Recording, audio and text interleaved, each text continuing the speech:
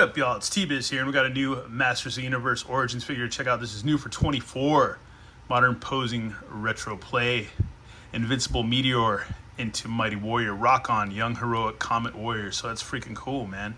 And I actually have a vintage counterpart for this review too. So yeah, some I do, some I don't. But anyways, yeah, I'm stoked, man, because these guys were all the rage back in the day. I remember when I got mine, or me and my cousin got these guys or whatever. And I think also in that wave was dropping like Rio Blast and Snout Spout and a lot of cool figures like that, cool characters. And yeah, man, it's freaking awesome, dude. Also, these are kind of cool because they can transform into, like, you know, a comet or a big rock or whatever, and into, a figure, which you had like the Rock Lords, the GoBots, Transformers, stuff like that. So we're already transforming toys are already the rage. And these had little animal counterparts too, I think, man. Way back in when. I don't think I had any. My cousin might have had one, but I don't think I had any. But anyways, yeah, dude, check this guy out, man. Freaking awesome. On the back, looks like, I can't remember if this is like a nod to the old Masters of the Universe magazine, the poster. I feel like it kind of is, man, but I don't know if I have that. I have to look up that art. But I think it was Earl Norm that did that art. But yeah, here you got Leech. So hopefully, wait, we already got Leech. Modulok is what we're waiting on, is some good old Modulok. But yeah, there's Stondar. And there's Rokkon, so yeah, that's cool. Unless that's, oh wait, no, that's Rokkon right there. It's not Stondar. But, well, no, it looks like, well, I'm confused. No, I think that is Stondar. Yeah, because the helmet's a little different than his helmet and stuff. But anyways, yeah, I'm going to rip this guy open, check him out. I think we got a comic to cold read with this. Again, you got collectible packaging, so that's cool. And now here we go.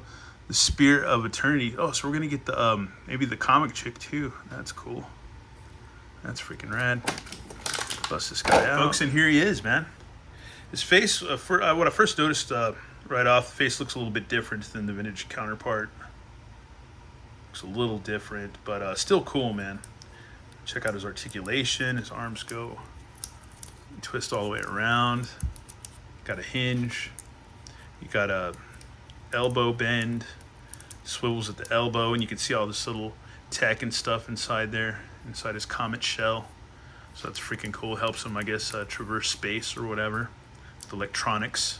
So it's kind of organic and tech, so that's cool. Got a waist twist. His head bends, obviously, because he has to transform. Head swivels a little bit or turns a little bit, so that's cool. And let's see, got a waist. I don't think you're really supposed to take this guy apart either. You might, I don't know. I don't think it's necessary, to be honest with you. But people figure it out and try.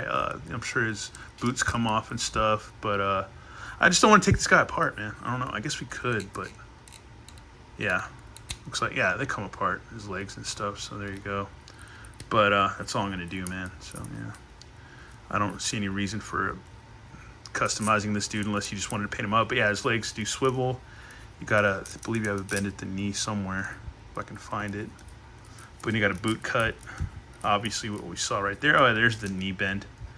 But it's a little hindered because he's got the shell, so there you go.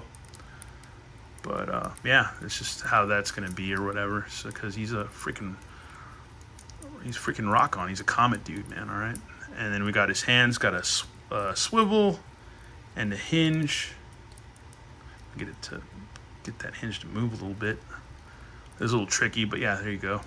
And yeah, once again, more detail in the sculpt. We'll check out all the detail while we're up close. And his torso got some tubers and stuff. Comes with his gun, which is cool too. That you can, when he's, I guess, in comet mode, you can have it stuffed right in there. So when he transforms, you can just have it there, and then you can take it out, as you can see.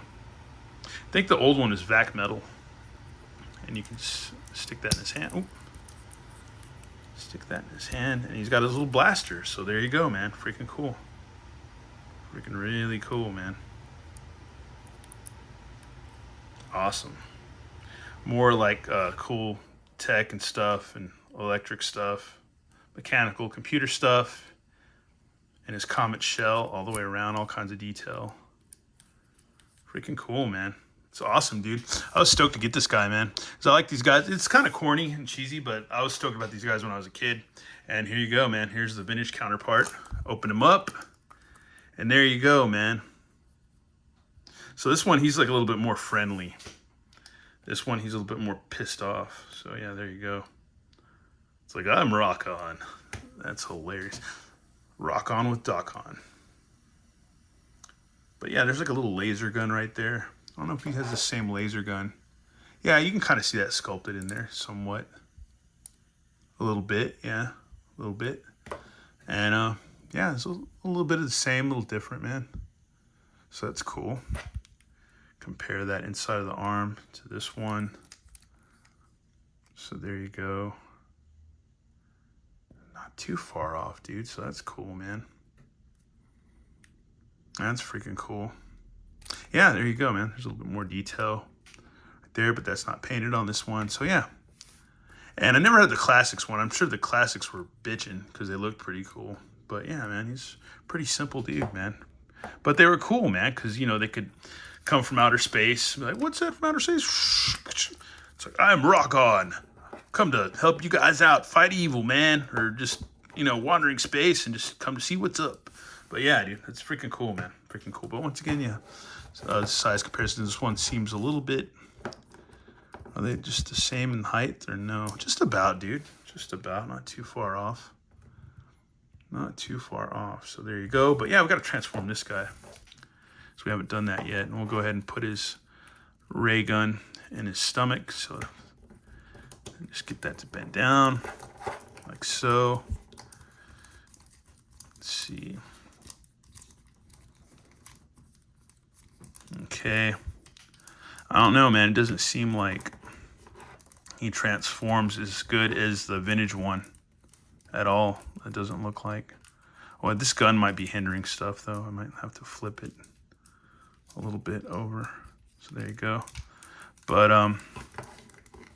yeah, let's just try to cram them together, man. But yeah, it's but then it's Origins, dude. So it's gonna have more articulation. So we're gonna have to. It's gonna, you know, it is what it is. It is what it is. So there you go. I might have to tool around with him a little bit more to see if I could get him to be a little bit more compact, but you can see his butt cheeks right there. So yeah, that's kind of a dead giveaway. At least his arms are silver right there, so that's not like total.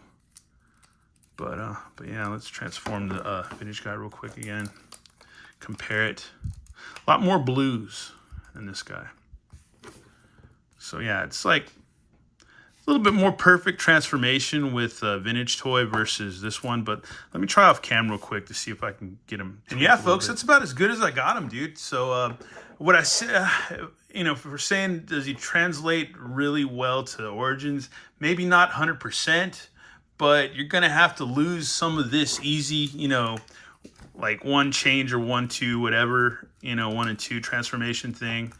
You're going to have to, you know, kick a little bit of that to the side because he's going to be more articulated, obviously, than this figure. Because this figure, he's not articulated at all, so it's easy to squunch him up more and get him to seem a little bit more seamless as a rock, comet, asteroid dude or whatever. And this one, yeah, he's got, you know, like neck joint stuff, shoulders and stuff like that. He's got butt cheeks, you know, her legs and stuff. So his legs are articulated and all that. So yeah, it's going to be a little bit more of a, yeah, it's not going to be as perfect as you can see. That might be a deal breaker for you. You might be real sore about that, but I get it, you know. But either way, it's not that bad. But yeah, I think you gotta just work with them and stuff. But yeah, it's not totally perfect, but it's not totally bad either. Especially if you like Motu. If you're like me and you just love some Motu, you're gonna let all that slide. But he's gotta kind of crack apart anyways. So there you go. But anyways, let's get him back to his rock form or whatever. His rock on form, so you can rock on. But yeah, man, I don't know, it's cool. I like him. It's freaking awesome. I love old Motu, so it's hard for me to be against any Motu, really, to be honest with you. Let me see. So yeah, give him his gun again. So yeah, he's ready to go, dude. He's ready to do some galactic battles, man, or intergalactic battles, or just come help out the masters and stuff on Eternia. It's freaking cool. Freaking cool figure, man. I like him. I like him, man. He's rad. Let me know how you feel about this figure. If it's more disappointing, or if you think it's just right, or if you think, I mean, heck, it's Origins, so you got to work with, you know, the mechanics of what makes an Origins figure versus, you know, the mechanics of what makes this guy, who's not very articulated at all. Head doesn't move too much. Just goes back and forth. Arms go side to side. His arms go out a lot more, you know, this and that. Legs don't really do much, except side to side. No holes for stands, for pegs and stuff. But with him, you can get him in a pose, you know, in a decent pose. So yeah, you can get him a freaking pose, man. So that's freaking cool. Yeah. Tweak him out a little bit, but yeah, other than that, dude, yeah, you can get him going. So that's freaking cool, man. That poses a lot, you know, a little bit better than this guy who's just like, hey, like a Star Wars guy or whatever, you know. But yeah, that freaking works for me, man. That's fine. It's fine. It's a rock dude. It's a comic guy, comic warrior, man. What more do you want? Anyways, I'm done defending this guy or whatever. Let him come now and defend your Eternia playset, because we all got, not all of us got the Eternia playset, but we did get him. Some of us did. And now, yeah, we got him to help work and defend and, you know, work alongside the heroic warriors, man. So that's cool. The heroic masters. Good masters. Anyways, we're going to read this comic before we bolt out of here.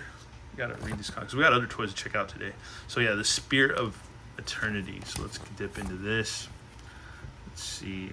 High above the Etherean skies, something sinister approaches. Goddess. Shoom.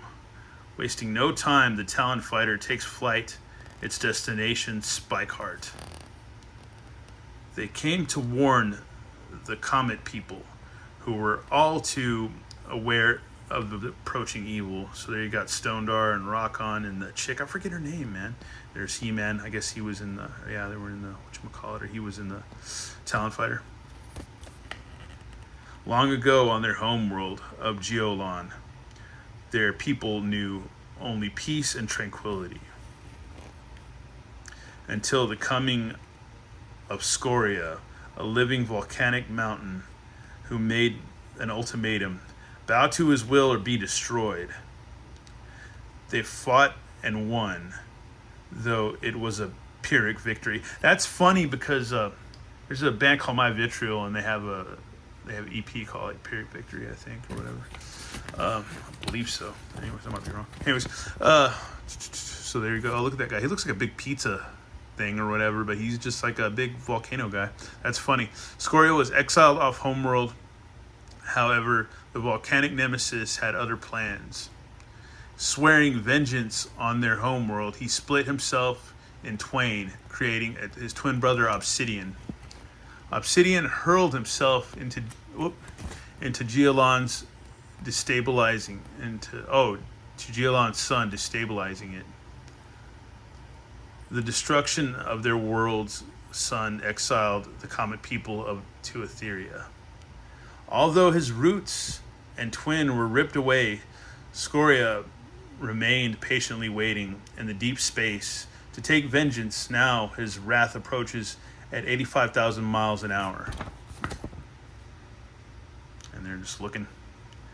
Geolons, the evil that destroyed our world, tyrannizes us again. I call on all of us to unite against the scourge of Scoria once and for all.